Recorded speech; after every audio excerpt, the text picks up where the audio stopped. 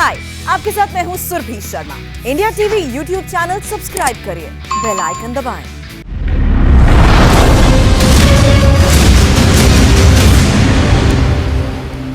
तो शाम के 5 बज चुके हैं और बंगाल में 8वें फेज यानी आखिरी फेज में मतदान का अब आखिरी घंटा बचा है। कोरोना की वजह से 8वें फेज की वोटिंग परसेंटेज थोड़ी कम है। 6:30 बजे तक कोरोना मरीजों के लिए स्पेशल वोटिंग होगी। 27 मार्च से पहले चरण का मतदान शुरू हुआ था। बंगाल में पहले फेज में 30 सीटें और 5 जिले यानी बांकुड़ा, पुरुलिया, झारग्राम, पश्चिम और पूर्वी मिदनापुर में वोटिंग हुई थी। दूसरे फेज की बात करें तो वोटिंग 1 अप्रैल को 30 सीटों पर हुई, जिसमें सबकी निगाहें नंदीग्राम पर टिकी हुई थी, क्योंकि नंदीग्राम में ममता बनर्जी और शुभेंदु अधिकारी एक दूसरे के आमने सामने थे। तीसरे फेज में टीएमसी के गढ़ में 31 सीटों पर वोटिंग हुई, जिसमें दक्षिण 24 परगना, हुगली और हावड़ा दांव पर थे। वहीं चौथे फेज की अगर बात करें, 44 सीटों पर मतदान हुआ था। इस दौरान कई जगहों से हिंसा की खबरें भी सामने आई, कई लोगों की जान भी गई। पहले 4 फेज तक कोरोना का कोई नाम नहीं ले रहा था और आखिरी 4 फेज में सिर्फ कोरोना की ही चर्चा रही। पुरुलिया से शुरू हुआ चुनावी फेज आज कोलकाता में आकर खत्म हो रहा है, यानी आज आखिरी फेज की वोटिंग और अब आखिरी घंटा बचा है। हमारे साथ 2 खास मेहमान जुड़ रहे हैं, उनका परिचय मैं करवा दूं। संबित पात्रा बीजेपी के प्रवक्ता और साथ ही साथ जूही बिस्वास हमारे साथ जुड़ रही हैं, आप टीएमसी की प्रवक्ता हैं। संबित, पहले आपके पास मैं आना चाहूंगा। अभी कुछ देर पहले हमारे साथ कांग्रेस प्रवक्ता थे, उन्होंने कहा कि अब जब कोरोना इतनी मुश्किल स्थिति से पूरा देश गुजर रहा है, ऐसे में आप चुनाव की बात कर रहे हैं, कुछ कहना चाहेंगे पहले आप उनसे? पहले तो आपको और अजय जी दोनों को बहुत नमस्कार, हमारी टीएमसी की बहन को भी नमस्कार।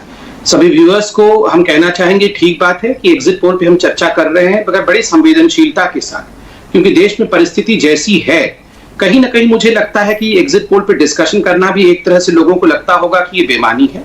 बहरहाल हिंदुस्तान एक लोकतांत्रिक देश है, चुनाव एक कॉन्स्टिट्यूशनल मैंडेट होता है, तो स्वाभाविक रूप से ये चर्चा भी अनिवार्य बन जाता है। देखिए, कांग्रेस जो कहती है कि हम एग्जिट पोल पे चर्चा कर रहे हैं, कांग्रेस जब कहती है कि हम ये चुनाव प्रक्रिया क्यों कर रहे हैं, ये दो धारी तलवार है। मैंने जैसे कहा कि हिंदुस्तान के संविधान में लिखा हुआ है कि टर्म एक्सपायर होने पे चुनाव कराना कंपलसरी है। अगर आप चुनाव नहीं करते हैं तो राष्ट्रपति शासन लगाना पड़ेगा। आप सोचिए अजय जी, अगर हम राष्ट्रपति शासन लगा देते बंगाल में, राष्ट्रपति शासन लगा देते तमिलनाडु में, पुडुचेरी में, आसाम में और केरल में, तो अभी हाहाकार मच गया होता कि मोदी जी जो है पिछले दरवाजे से राजतंत्र को अपने हाथ में हासिल करना चाहते हैं। कहते ना, यही लोग, यही राहुल गांधी दिन रात ट्वीट कर रहे होते, लोकतंत्र की हत्या हो गई, लोकतंत्र समाप्त हो गया। चुनाव हुआ, इलेक्शन कमीशन ने कुछ रूल्स बनाए, हमने उन रूल्स को पालन करते हुए चुनाव किया है। हाँ, सही बात है, आपने सही कहा कि पहले 4 हिस्सों में कोई भी चिंता नहीं कर रहा था कोरोना का, और जो अगले 4 फेज थे, चुनाव के अंतिम 4 फेज थे, उसमें कोरोना की महामारी काफी फैल चुकी थी। इसलिए गाइडलाइन के हिसाब से जो चुनाव आयोग ने कहा हमने फॉलो किया। इसमें तू मैं किया कहां का? आप बताइए, कांग्रेस पार्टी चुनाव नहीं लड़ रही थी क्या? मैं आपको एक उदाहरण देकर अपनी बात को समाप्त करूंगा। केरल में सर्वाधिक केस रेट फरवरी के महीने में शुरू हुआ, और तो और अच्छा हुआ कि भगवान ने भला किया, हमारे पिनराई विजयन साहब नेगेटिव भी हो गए, अब स्वस्थ भी हैं, भगवान ने स्वस्थ रखे। मगर सबसे पहले केरल में वो पॉजिटिव हो गए थे, फरवरी और मार्च के महीने में पॉजिटिव हो गए थे। उस समय केरल की किस प्रकार की अवस्था थी? वैसे में राहुल जी को हमने पुशअप करते हुए देखा, बिना मास्क के स्कूल और कॉलेजेस में जाके बच्चों को एक्सपोज करते हुए देखा, स्विमिंग करते हुए देखा। वो खुद कोविड एप्रोप्रिएट बिहेवियर फॉलो नहीं कर रहे थे, और बंगाल में जहां उनकी कोई से नहीं है राजनीति में, वहां राजनीति करने की कोशिश कर रहे हैं। निंदनीय है। संबित, मैं वाकई में इत्तेफाक रखता हूं इस बात से आपकी। आपने कहा कि अगर राष्ट्रपति शासन लगा दिया गया होता, ये कहते हुए कि कोरोना महाकाल के दौरान ये बहुत मुश्किल है चुनाव को पूरी तरीके से करा जाना, तो आपके ऊपर यह तोहमत जरूर लगता है कि पिछवाड़े से आप घुस गए और घुस गए पिछले दरवाजे से, और आप किसी तरह से देश पर अपने सत्ता को काबिज रखना चाहते हैं। इस बात से मैं पूरी तरह से इत्तेफाक रखता हूं, क्योंकि यह मानसिकता अब दिख रही है कांग्रेस की बड़े पैमाने पर। लेकिन इसके साथ साथ इसमें कोई शक नहीं है कि कोविड एप्रोप्रिएट बिहेवियर इस बार के 5 राज्यों के चुनाव में किसी भी पार्टी के द्वारा बड़े पैमाने पर दिखा नहीं। वहीं बिहार का चुनाव था जहां कोविड एप्रोप्रिएट बिहेवियर प्रमुखता से दिखा था। क्यों ऐसा हुआ? देखिए अजय जी, मुझे लगता है जहां तक कोविड एप्रोप्रिएट बिहेवियर का संबंध है, पिछले साल जब बिहार का चुनाव अपने चरम पर था, उस समय कोरोना भी अपने चरम पर ही था। उस समय मैं आपको एक बात बताऊं, उस समय क्योंकि हम लोग इलेक्शन कमीशन गए थे, इलेक्शन कमीशन ने ऑल पार्टीज मीटिंग बुलाई थी। उसमें भारतीय जनता पार्टी ने सुझाव दिया था कि क्यों ना ये सारी रैलीज जो हो रही है वो सारी रैलीज वर्चुअल में परिवर्तित कर दी जाए और कोई भी फिजिकल रैली ना हो। जी। आरजेडी और कांग्रेस जो कि उस समय गठबंधन में लड़ रहे थे, उन्होंने पुरजोर इसका विरोध किया और कहा कि नहीं, किसी भी कीमत पे वर्चुअल रैली नहीं होनी चाहिए, ये रैलीज होनी चाहिए फिजिकल रैली। चुनाव आयोग ने कहा फिजिकल रैली होगी। उस समय आरजेडी को लग रहा था कि हम जीतेंगे, इसलिए वो कह रहे थे कि फिजिकल रैली होनी चाहिए, वर्चुअल नहीं होना चाहिए। अब जब ममता जी को लग रहा है और कांग्रेस को लग रहा है कि हम हारेंगे बंगाल में, तो ये कह रहे हैं कि वर्चुअल रैली नहीं होनी, वर्चुअल रैली होनी चाहिए थी और फिजिकल रैली नहीं होनी चाहिए। तो मीठा मीठा गप गप, कड़वा कड़वा थू थू वाली परिस्थिति है। वैसे यहाँ रूही जी बैठी हुई है, ममता जी की वो तस्वीर दिखाई है, हमने तो लास्ट में बंद कर दिया रैलीज, मगर ममता जी अंतिम दिन तक जिस प्रकार की भयावह भीड़ के साथ रैलीज और रोड शो कर रही थी, ये हम सबने देखा है। तो ये जिम्मेदारी तो हम सब पे है। बिल्कुल आपने सही कहा, अगर हमने कहीं कोविड अप्रोप्रिएट बिहेवियर नहीं दिखाया है तो ये हमारी जिम्मेदारी है। और मैं अभी भी अपील करूंगा कि काउंटिंग में बिल्कुल हम कोविड अप्रोप्रिएट बिहेवियर दिखाएं। और आपने जो जो बातें कही हैं जूही जी ने वो सुन ली हैं। जूही जी, पहले तो इसी का जवाब दे दीजिए। संबित पात्रा ने जो ममता बनर्जी को लेकर कहा, पहले हम चाहेंगे आप उस पर जवाब दें, फिर हम बंगाल की बात करते हैं आपसे। कोविड प्रोटोकॉल को लेकर जो उन्होंने बात की। जी पहले मैं आपको बताऊं कि ये जो चुनाव आयोग का जो फैसला था 8 चरण में चुनाव कराने का बंगाल में, ये सबसे गलत फैसला था। कि कोविड परिस्थिति में यहाँ पर जो कोविड अभी है देश में, आप देख रहे हैं चरम सीमाएं पे है। अभी जो फेज हम लोग देख रहे हैं दूसरे स्टेट में, बंगाल छोड़ के बाकी स्टेट में भी चुनाव हुआ है जहाँ 2-3 चरण में मतदान हो गए, लेकिन बंगाल में 8 फेज में आज चुनाव करा के इलेक्शन कमीशन सबसे बड़ी गलती की। आज जो सेकेंड वेव कोविड के है, इसके बजाय चुनाव आयोग का जो फैसला है 8 चरण में कराने का, इसीलिए बंगाल में इतना तेजी से कोविड फैल रहा है। दूसरी बात मैं बताना चाहूंगी कि संबित जी को, हम लोग कभी भी नहीं चाहते इतना फेज में यहाँ पर चुनाव हो। हम लोगों ने बार बार मांग किए थे कि जो भी बचे कुचे चुनाव के जो फेज है, 2016 में जब विधानसभा के चुनाव हुए थे उस वक्त भी 7 फेज का चुनाव हुआ था। 2019 में लोकसभा के चुनाव में भी 6 फेज से ज्यादा के चुनाव थे। पश्चिम बंगाल में तो फेज वर चुनाव इतने होते ही हैं। 7 की तो आदत है आपको। तब कोविड परिस्थिति नहीं थे, तब देश में कोविड नहीं थे। अभी अगर ऐसा था तो फिर वर्चुअल रैली करने पर आपने जोर क्यों नहीं दिया? जूही जी, ममता बनर्जी ने एक बार भी अपनी किसी भी रोड शो, किसी भी सभा से नहीं कहा कि मैं वर्चुअल रैली करना चाहती हूं, मैं घर से बाहर नहीं निकलूंगी और मैं इसी तरीके से कैंपेन करूंगी। मैं आती हूँ, मैं संबित जी की बात का उत्तर देती हूँ, मैं अजय जी आपकी बात में आती हूँ। हम लोगों ने कहा था जो बचे 3 जो चरण है वो जल्द से जल्द 1 चरण में करके उसको निपटाया जाए, लेकिन वो भी चुनाव आयोग ने नहीं सुना। हम लोग ने जब मांग की थी, दूसरा किसी पार्टी ने, खास करके बीजेपी ने नहीं कहा कि ठीक है 1 चरण में। जी आपने अपनी बात रख दी, अब जरा इस बात का तो जवाब दीजिए जो मैंने आपसे पूछा। राष्ट्र मंत्री है, प्रधानमंत्री है, बार दिल्ली से बंगाल आए, सारे मंत्री बंगाल आए। जी ये बातें लगातार ममता बनर्जी करती रही हैं। मैं तो आपसे पूछ रहा हूं, ये बताइए ना कि आपकी पार्टी ने एक ऊंचा आचरण क्यों नहीं रखा? ममता बनर्जी ने अपने लोगों के लिए एक ऊंचा आचरण क्यों नहीं प्रस्तुत किया? आप कहती कि हम सिर्फ वर्चुअल रैली करेंगे, बीजेपी को करने दीजिए लोगों के बीच में जाकर रैली, हम वर्चुअल रैली करेंगे। ऐसे थोड़ी होता है, कोई एक पार्टी के लिए एक अलग नियम, दूसरी पार्टी के लिए मैं नियम की बात नहीं कर रहा हूं, मैं आचरण, मैं एग्जांपल रखने की बात कर रहा हूं। मैं आपसे पूछ रही हूँ अजय जी, अगर आप कोई कंपटीशन में आप जा रहे हैं, हिस्सा ले रहे हैं, तो आपके जो प्रतिद्वंदी है वो एक तरफ से प्रचार कर रहे हैं, आप दूसरी तरफ से प्रचार कर रहे हैं, ऐसे थोड़ी होता है? नहीं होता है अजय जी, विजिबल नहीं थे। बिल्कुल, तो फिर मान लीजिए ना कि इस हमाम में सब नंगे हैं, चाहे आप हो, चाहे बीजेपी हो, कांग्रेस हो, वामपंथ हो, किसी में कोई फर्क नहीं है। चुनाव आपके लिए महत्वपूर्ण है, मान लीजिए इस बात को, सीधी सी बात है। 2-3 चरण में हो जाना चाहिए था कोविड। चलिए जूही जी, हम समझ रहे हैं, हम समझ रहे हैं। देखिए जो कुछ हुआ इसके लिए सारी पार्टियां, सारे दल जिम्मेदार हैं। हमने बीजेपी की भी बात की, हमने संबित पात्रा से सवाल पूछा। हम देखते थे कि जब गृह मंत्री जाते थे बंगाल में या बीजेपी अध्यक्ष जाते थे तो लाखों की भीड़ दिखाई जाती थी, तो वो भी शायद ठीक नहीं था। और आप जो बात कह रही हैं, आपका भी जैसा कि अजय ने बोला कि वो मॉडल ग्राउंड्स में कहीं ना कहीं वर्चुअल रैली पे जोर होना चाहिए था, वो नहीं किया। सज्जन, मैं अब जरा बंगाल पे वापस आ जाता हूं, बंगाल की बात कर लेते हैं। आपसे मैं ये जानना चाहूंगा कि पहले हमने 5 फेजेस में देखा कि ममता चाहिए या नहीं, कहीं ना कहीं वो था, लेकिन फिर आपको लगता है कि वो शिफ्ट हुआ कि प्रधानमंत्री को एक बार अवसर देना चाहिए, उस तरफ गई पूरी की पूरी बात? देखिए, ये बहुत सही सवाल है, क्योंकि बंगाल में जो परिवर्तन हो रहा है उससे ज़्यादा जरूरी ये जानना है कि परिवर्तन क्यों हो रहा है। तो एक तो एंटी इनकम्बेंसी वगैरह की बात हमने देखी थी पहले, जब दोबारा हमने देखा तो इस बार बंगाल में एक आप देखेंगे कि बहुत ही वहाँ की जो पॉलिटिकल कल्चर है, लोगों की मनस्थिति में एक बात ये आ रही है कि बाकी राज्यों में, खासकर उन राज्यों में जहाँ पे सरकार 5 साल में या थोड़े जल्दी पलटती है, बंगाल में भी वैसा होना चाहिए।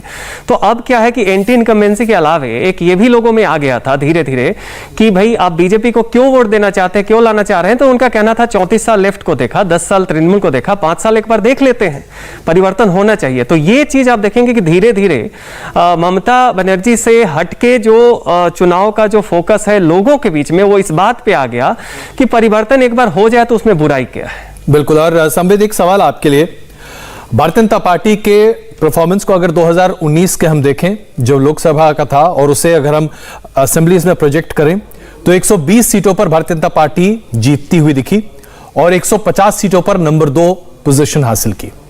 आपने 200 का इस बार टारगेट रखा, 200 से बढ़ाकर क्यों नहीं रखा? क्योंकि 150 पर आप नंबर 2 आ रहे थे, जाहिर सी बात है प्रोपेंसिटी टू विन आपकी कहीं ज्यादा थी।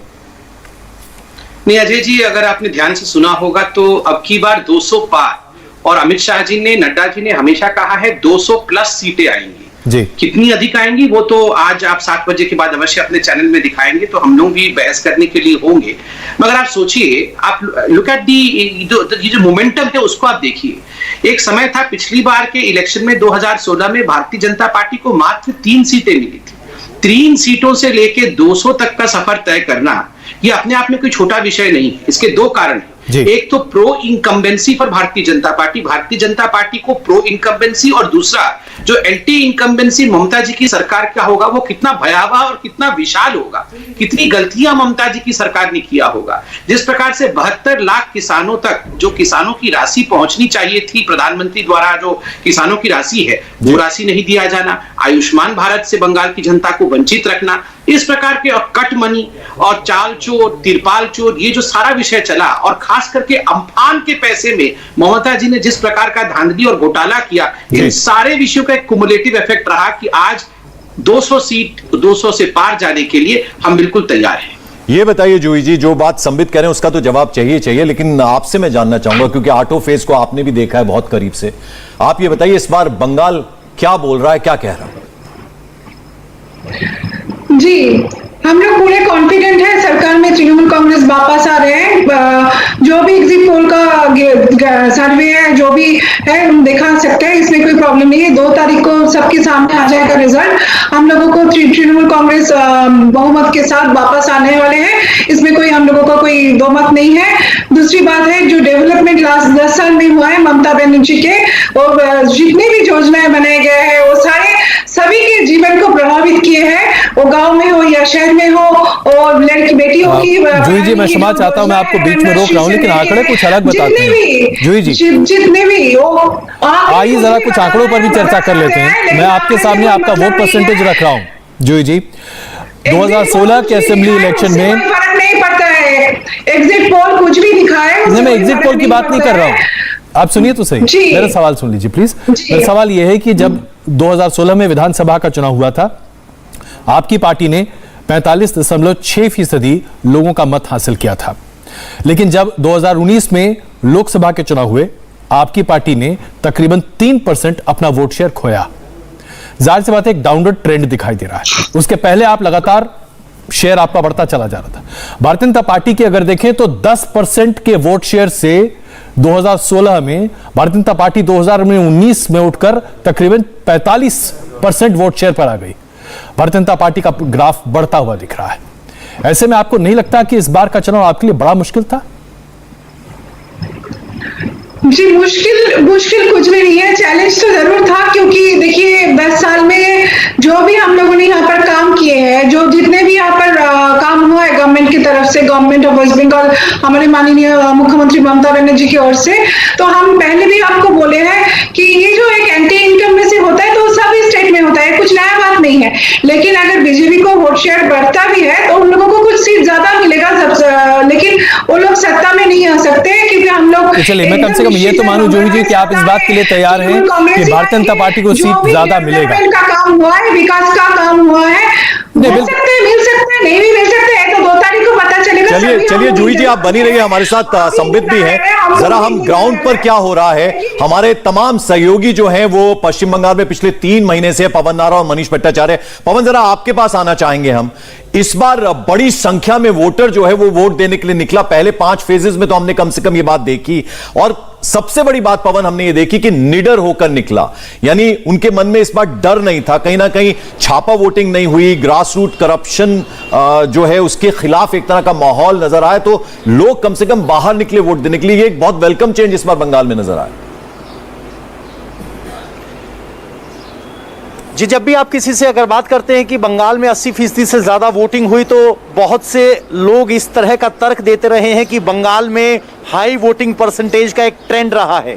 लेकिन हमने ज़मीन पर महसूस किया कि ये सिर्फ हाई वोटिंग परसेंटेज का ट्रेंड रहा है, तो ज़मीन पर लोग शिकायत करते हैं कि छापा वोट होती थी, वोट डालने नहीं दिया जाता था, घर आके पूछा जाता किसको पार्टी वोट देना चाहते हैं, दबाव के पक्ष में हाँ करते कहते कि आप घर रहिए, आपकी वोट डल जाएगी। ऐसी स्थिति में फ्री एंड फेयर चुनाव के तहत 80% वोट होना बहुत कुछ संकेत देता है कि लोग घरों से निकले, खुलकर वोट की, मताधिकार का इस्तेमाल किया। दूसरी बात, जो पिछले यहाँ बंगाल में पंचायत चुनाव हुए उसमें निर्विरोध कितने सरपंच चुने गए वो आप भी जानते हैं। वो इसलिए निर्विरोध चुने गए क्योंकि ऑपोजिशन में जो उनके खिलाफ चुनाव लड़ना चाहते थे वो राजनीतिक दबाव के तहत चुनाव नहीं लड़ पाए। जहां चुनाव हुआ वहां फ्री एंड फेयर वोटिंग नहीं कर पाए, इसीलिए लोगों में वोटिंग देने को लेकर उत्साह था। और यहां करंट गवर्नमेंट के खिलाफ गुस्सा भी, जो दिल्ली, यूपी, हरियाणा में फ्री एंड फेयर लोग वोट दे पाते हैं, वो कभी इस बात को नहीं समझ पाएंगे कि वोट यानी आपके मताधिकार का इस्तेमाल करने की आपके पास आज़ादी ना हो तो किस तरह का गुस्सा होता है। और वो गुस्सा 80% से ज़्यादा जो मतदान है उसमें हमने दिखाई दिया है। लोगों ने खुलकर कहा है कि वोट दे रहे हैं, मौका मिला है, इस्तेमाल कर रहे हैं। तो ये ज़बरदस्त लोगों को लगता है कि ये उनका वो हक है जो छीना जा रहा था, जो कम से कम वोटिंग के जरिए मिल रहा है। बिल्कुल। इससे पहले कि हम मनीष के पास चलें, संबित, मैं एक सवाल आपसे पूछना चाहता हूँ। मैं चाहता हूँ कि आप इसका विश्लेषण कर हमें बताएं। दक्षिण रीजन जो बात करें हम बंगाल की, अभी वहीं पर मतदान चल रहा है और ये आखिरी फेज वहीं पर है। इसमें तृणमूल कांग्रेस ने 143 सीटें 2016 में हासिल की थी और उसका वोट शेयर 48% था। भारतीय जनता पार्टी ने इस पूरे क्षेत्र में यानी कि दक्षिण बंगाल में एक भी सीट 2016 में हासिल नहीं की थी और पोलिंग परसेंटेज या यूं कहें कि vote percentage Bharatiya Janata party का 9.3% था। और इस पूरे क्षेत्र में तकरीबन 150 के आसपास सीटें हैं, 150 से 160 सीटें हैं। इस बार आपकी किस्मत यहीं पर है, क्या बदलाव देख रहे हैं आप? देखिए, 200 पार जब हम कहते हैं तो स्वाभाविक है कि जितने भी इलाके हैं बंगाल के, सभी इलाकों से हम इक्वली अच्छा करेंगे, समान रूप से अच्छा करते हुए आएंगे, तभी तो 200 पार जाएंगे, वरना किस प्रकार से 200 पार हो। मैं खुद बंगाल में 1 महीने के लिए था। मैं आपको कुछ व्यक्तिगत एक्सपीरियंस मैं वहां की लोगों से बात करके बताता हूं। एक तो साइलेंट वोटिंग बहुत होने वाली है क्योंकि वहां पर एक डर का माहौल बना हुआ था। डर के माहौल के अंतर्गत लोग अभी भी आप देखिएगा, एग्जिट पोल में यहाँ खड़े हैं, आपके समीक्षक खड़े हैं, आप उनसे पूछिएगा, एग्जिट पोल या ओपिनियन पोल जो हुआ है उसमें 10 या 15% आपको ऐड करके देखने की आवश्यकता है। मुझे लगता है आप लोगों ने उसको एरर फैक्टर में जरूर ऐड किया होगा, क्योंकि लोग डर के हकीकत वहां बताना नहीं चाहते हैं, क्योंकि वो जानते हैं कि बात अगर लीक होगा तो हमारे ऊपर डंडे बरसेंगे, टीएमसी हमें माफ नहीं करने वाली है। दूसरा एक बड़ा विषय मैंने देखा जो जिसके कारण दक्षिण इलाके में भी हमारा वहां बहुत बड़ा एक विजय होने वाला है। लोग अब शहरों में भी, कलकत्ता जैसे शहर में भी लोगों के मन में एक भय था कि जिस प्रकार से रोहिंग्या आने लगे हैं, जिस प्रकार से बांग्लादेशी घुसपैठिए अब आने लगे हैं, जिस प्रकार से मालदा, मुर्शिदाबाद इत्यादि में एक डेमोग्राफिक चेंज हो रहा है, अब बारी कलकत्ता और शहरों की भी है, हम भी इससे अछूते नहीं रहेंगे। ये जो भय लोगों के मन में था, अमूमन हम देखते थे कलकत्ता और शहरी क्षेत्र हमें वोट नहीं कर रहा था वहां पहले, मगर इस बार इसके कारण से आप देखिएगा बहुत बड़ा बदलाव कलकत्ता में, कलकत्ता के आसपास के क्षेत्र में होने वाला है। सज्जन, मैं एक बार आपके पास आना चाहता हूं। आप चूंकि सारे फैक्टर्स की हम बात कर रहे हैं, ममता बनर्जी को जो पांव में चोट आई और फिर जिस तरह से वो व्हील चेयर पर घूमी, तमाम जो पदयात्रा के लिए वो जानी जाती है, लेकिन इस बार पूरा व्हील चेयर, क्या आपको लगता है कि कहीं ना कहीं वो उल्टा पड़ने वाला है? देखिए, होता यह है कि जब आप किसी नेता को पसंद करते हैं तो उसकी सारी की सारी जो भी मूवमेंट होता है उसको भी आप पॉजिटिव वे में लेते हैं। जो व्हील चेयर का पूरा जो ये घटना हुआ, जो चोट आई, उसके बाद जिस तरीके से उस पर बहुत ज़्यादा राजनीति भी हुई, आप ग्राउंड पे जाएंगे तो लोगों ने इसको बहुत ज़्यादा, जो एक ये था कि धारणा थी कि इससे सिंपैथी वेव जनरेट होगा और एक महिला फैक्टर के कारण और ज़्यादा होगा, वैसा कुछ ज़मीन पे हमें दिखा नहीं। पहली बात तो यह है। दूसरी बात यह है कि लोग जब आपको एक मन बना लेते हैं, जब बहुसंख्यक लोग जो मेजॉरिटी में हैं, मतलब मेजॉरिटी मतलब किसी रिलीजन का नहीं जी, तो कि भाई हमें बदलाव चाहिए, तो उसके बाद आप कितना भी कुछ करें, होता यह है कि जनता वो कन्विंस नहीं होती है। तो ये व्हील चेयर का भी जो एपिसोड था वो कहीं से भी हमें नहीं दिखा कि उससे उसका कोई असर हो रहा है, उल्टा कहीं कहीं लोग थोड़े से उसकी आलोचना ही कर रहे हैं। सज्जन, एक बहुत छोटा सा जवाब चाहूंगा। अभी जो एनालिसिस पूरे दक्षिण बंगाल का संबित कर रहे थे, क्या आप इससे सहमत हैं? क्या कोलकाता, उसके ग्रेटर कोलकाता, ये जो तमाम क्षेत्र हैं, इन तमाम क्षेत्रों में अब भारतीय जनता पार्टी की एक्सेप्टेबिलिटी पहले से कहीं ज्यादा बेहतर है? जी, काफ़ी ज़्यादा बेहतर है, काफ़ी ज़्यादा बढ़ी है। लेकिन अगर आप ग्रामीण क्षेत्रों से तुलना करें तो अभी भी कम है। लेकिन अगर आप शहरी क्षेत्रों में बीजेपी की जो स्वीकार्यता बढ़ी है अभी की पहले से तुलना करें तो काफ़ी ज़्यादा बढ़ी है। चलिए, ये बहुत बड़ी बात है। जूही जी, आपकी प्रतिक्रिया हम इस पर जरूर लेंगे और समझना चाहेंगे कि क्या वाकई में जो आपका कोर वोट बैंक है वहां भारतीय जनता पार्टी ने सेंध लगा दी और आपको पता भी नहीं चला।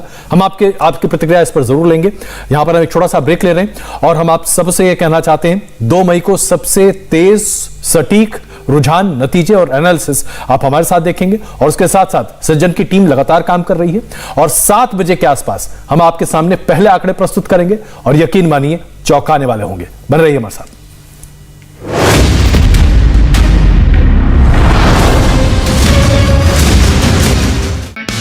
हाय, आई एम सुरभि शर्मा। खबरों से अपडेट रहने के लिए India TV YouTube channel subscribe करिए, साथ में बेल आइकन जरूर दबाएं।